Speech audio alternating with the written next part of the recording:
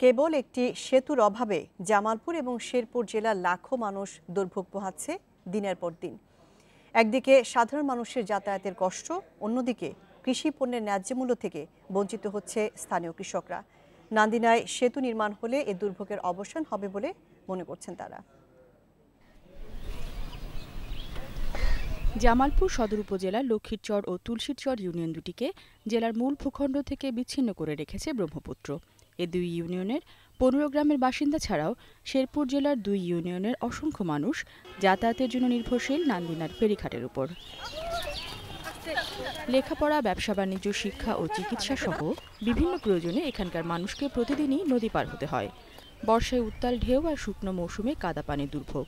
সময় মতো স্কুল কলেজে পৌঁছতে দারুণ ভোগান্তি পোহাতে হয় শিক্ষার্থীদের। সবচেয়ে বেশি সংকটে পড়েন অসুস্থরা।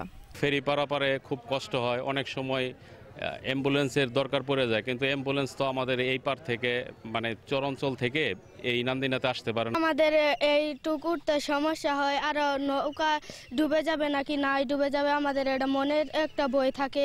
যোগাযোগ ব্যবস্থা ভালো না হওয়ায় কৃষি পণ্যের ন্যায্য দাম থেকেও বঞ্চিত হচ্ছেন এখানকার কৃষকরা।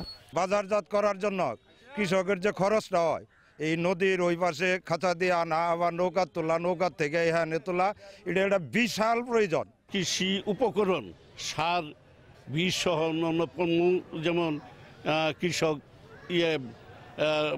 নিতে পারতেছে না, কষ্ট করে তাদেরকে নিতে হয়। এলজিইডি কর্তৃপক্ষ বলছে, নান্দিনায় সেতু নির্মাণের পরিকল্পনা গ্রহণ করা হয়েছে।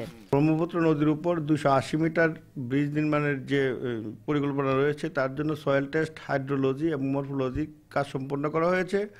BIWT এর ভার্টিক্যাল ক্লিয়ারেন্সের জন্য পত্র দেওয়া হয়েছে। ভার্টিক্যাল ক্লিয়ারেন্স পেলে পরবর্তী ড্রয়িং, ডিজাইন অন্য আদার্স কাজ সম্পন্ন করা হবে। এলাকাবাসীর অভিযোগ, দীর্ঘদিন ধরে আশ্বাস পেলেও পূরণ হয়নি তাদের দাবি।